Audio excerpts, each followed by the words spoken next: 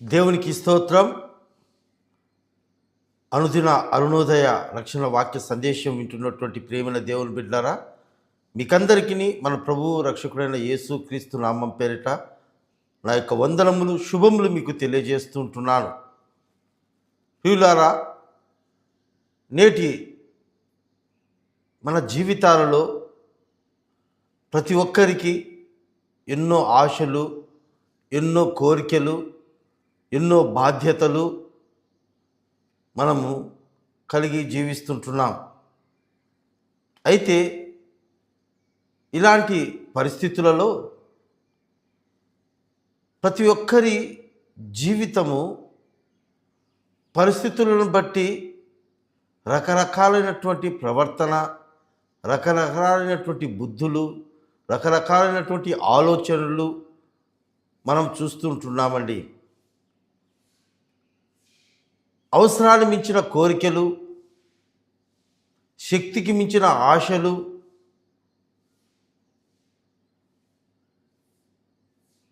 ఆ రీతిగా జీవితాలలో అనేక మార్పులు కలిగి ఒక నటనపరమైనటువంటి జీవితాన్ని జీవిస్తుంటున్నారు. ఫలితముగా వారి జీవితాలలో ఆశకు మించిన కోరికల ద్వారా, అవసరకు మించినటువంటి ఆశల ద్వారా తమ జీవితాలలో, తమ కుటుంబాలలో సంతోషము లేకుండా, సమాధానము లేకుండా, ఎంత శ్రమించినా, ఎంత ప్రయాసపడినా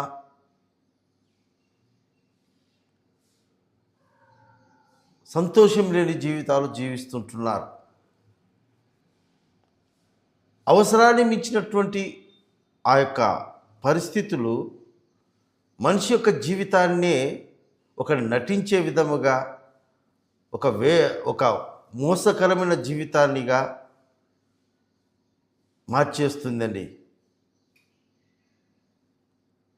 సొంత ఆలోచన, స్వనీతి, స్వబుద్ధి నమ్ముకోవడం ద్వారా అనేక మంది కుటుంబాలు, జీవితాలు నేటి దినం పతనం అవుతూ ఉంటున్నాయి. అయితే దేవుని యొక్క వాక్యము సెలవిస్తూ ఉంది. దావీదు రచించినటువంటి 140వ కీర్తన 13వ చరణంలో, యథార్థవంతులు నీ సన్నిధిని నివసించెదరు అని పరిశుద్ధాత్మ దేవుడు తన భక్తుని ద్వారా పలికిస్తుంటున్నాడండి. ఇక్కడ ఈ మాట తెలియపరుస్తున్నటువంటి భక్తుడు అయినటువంటి దావీదు జీవితంలో కూడా ఎన్నో కష్టాలు, ఎన్నో సమస్యలు, ఎన్నో అవసరాలు, ఎన్నో ఇబ్బందులు, శక్తికి మించినటువంటి, ఊహకు అందనటువంటి పరిస్థితులు దావీదు జీవితంలో ఎదురయ్యాయండి. ఎన్ని సమస్యలు వచ్చినా, ఎన్ని ఒడిదుడుకులు వచ్చినా, ఎన్ని కష్టాలు వచ్చినా, ఎన్ని అవమానాలు వచ్చినా, ఏ విధమైన పరిస్థితులు తనను అతలాకుతలముగా మలిచినప్పటికీ కూడా తన భక్తి జీవితాన్ని పెడద్రోవ పెట్టలేదండి. తన విశ్వాసాన్ని, ఆయన నమ్మకాన్ని పక్కద్రోవలు పట్టలేదు. కష్టాలలో, బాధలలో, సంతోషాలలో, ఆనందంలో కూడా ఒకేలాగా జీవించాడు, ఒకేలాగా నడుచుకున్నాడు, ఒకేలాగా మాట్లాడుతూ ఉన్నాడు, ఒకేలాగా ప్రవర్తిస్తూ వచ్చాడు. వాక్యం సెలవిస్తూ ఉంది, దావీదు దేవుని దృష్టిలో యథార్థముగా జీవించినట్టుగా మనం చూస్తామండి. అందుకే దేవుడు దావీదుతో నిత్యము నా సన్నిధి నీకు తోడుగా ఉంటుందని వాగ్దానం చేశాడు. దేవుని సన్నిధి అంటే దేవుని యొక్క ప్రసన్నత, దేవుని యొక్క కాపుదల, దేవుని యొక్క రక్షణ, దేవుని యొక్క తోడండి. అంటే ఈ వాక్యం ద్వారా నేను నేర్చుకోవాల్సినటువంటి పాఠం ఏమిటంటే, ప్రతి అనానుకూల పరిస్థితులలో అన్ని విషయాల్లో కూడా క్రైస్తవులుగా మనం నటించకూడదండి.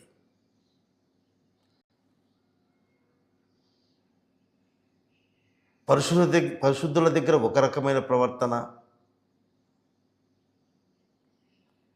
బంధువుల దగ్గర ఒక రకమైన ప్రవర్తన, మందిరానికి వెళ్ళినప్పుడు ఒక రకమైన ప్రవర్తన, లోకంలోకి వెళ్ళినప్పుడు మరొక విధమైన ప్రవర్తన, మన మాట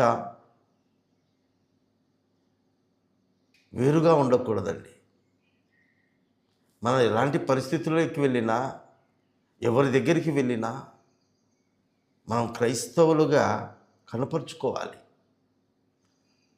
ఆ దీనత్వము, ఆ సమాధానకరము, ఆ నెమ్మదికరమైనటువంటి మనస్సు మనము చెప్పడంలో కాదు, కానీ మనం చూపించాలి. అదే యథార్థత అంటే. నేటి దినము అనేక మంది క్రైస్తవ కుటుంబాల్లో, జీవితాల్లో ఈ యథార్థత అనేది చాలా లోపంగా కనబడుతూ ఉంది. తమ పిల్లల వివాహం నిమిత్తము, ఉద్యోగాల నిమిత్తము, వాళ్ళ అవసరతల నిమిత్తము వారి యొక్క విశ్వాస యథార్థతను అనేక మంది మర్చిపోయి లోకంలో కలిసిపోతుంటున్నారు. అలాంటి వారికి దేవుని సన్నిధిలో నివసించే ధన్యత ఉండదండి. అంటే దేవుని తోడు వారికి ఉండదు. అనుకుంటూ ఉంటారు, దేవుడు నాకు తోడుగా ఉండారులే అని. ప్రియమైన దేవుని బిడ్డారా, ఆ పరిస్థితులు దేవుడు నాకు తోడుగా లేడనేటువంటి విషయాన్ని మన మనస్సాక్షికి మనకు బయటికి చెప్తా ఉంటాం, దేవుడే తోడని. కాదండి, మన మనస్సాక్షికి తెలుసు దేవుడు మనకు తోడుగా లేడని.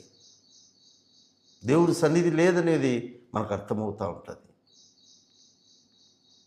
దేవుడు లేకుండా, దేవుని సన్నిధి లేకుండా ఈ భూలోకంలో మనం ఏమీ చేయలేమండి.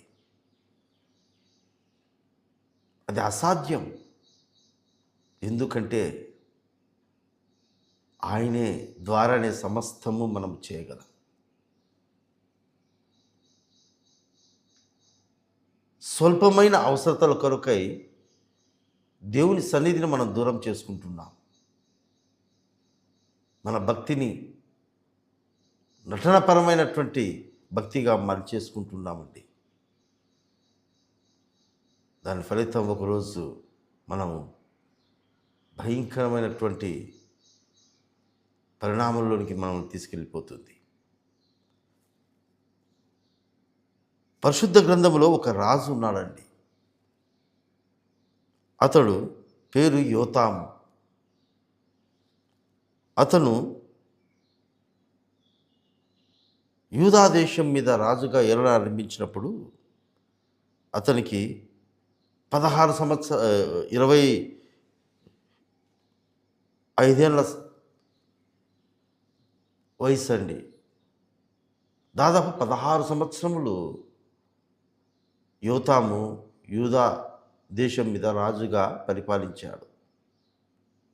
అయితే ఆ యోతాము దేవుని దృష్టికి యథార్థంగా ప్రవర్తించాడండి. ఈ 2వ దినవృత్తాంతాల గ్రంథము 27వ అధ్యాయంలో అతని గురించి రాయబడి ఉంది.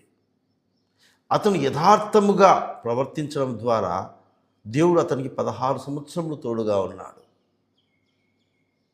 ఎంతోమంది శత్రువులు వచ్చారు, ఎన్నో అనానుకూల పరిస్థితులు ఎదురైనప్పటికీ కూడా దేవుడు యొక్క తోడు యోతాముకు ఉండడం ద్వారా సమాధానకరమైనటువంటి పరిపాలన ఇవ్వగలిగాడు యోతాము. మరి ఈ మాటలు వింటున్నటువంటి మన జీవితాలలో కూడా యథార్థమైనటువంటి జీవితం జీవించినట్లయితే, యథార్థమైన భక్తి, యథార్థమైన మాట, యథార్థమైన ప్రవర్తన ప్రతి పరిస్థితులలో మనం యథార్థత చూపించగలిగినట్లయితే దేవుని సన్నిధి నిత్యం మనము అనుభవించగలుగుతాం. దేవుని సన్నిధిలో నివసించే ధన్యత మనకు దేవుడిస్తాడు.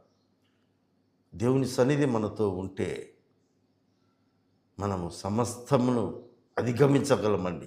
అందుకే మోషే అంటాడు, నీ సన్నిధి నా తోడు రాకపోతే నేను ముందుకు పోను అంటాడండి. దేవుని సన్నిధిలో అంత బలం ఉంది, అంత శక్తి ఉంది. కనుక ఈ ఉదయకాల సమయంలో మనమందరము కూడా మన జీవితం ఒకవేళ యథార్థత లేకపోతే, మన భక్తి యథార్థత లేకపోతే, మన విశ్వాసం యథార్థత లేకపోతే, మన మాట యథార్థత లేకపోతే, మన ప్రవర్తన యథార్థత లేకపోతే దేవుడు మనతో ఉండడండి. ఆయన సన్నిధి మనతో ఉండదు. ఆయన సన్నిధి మనకు కావాలి అంటే ఈరోజు మనం ఒక యథార్థమైన జీవితాన్ని జీవించుటకు ప్రయత్నం చేద్దాం. అలాగా జీవించుటకు పరిశుద్ధాత్మ దేవుని యొక్క సహాయం మనకు దేవుడు అనుగ్రహించునుగాక. ఆమేన్.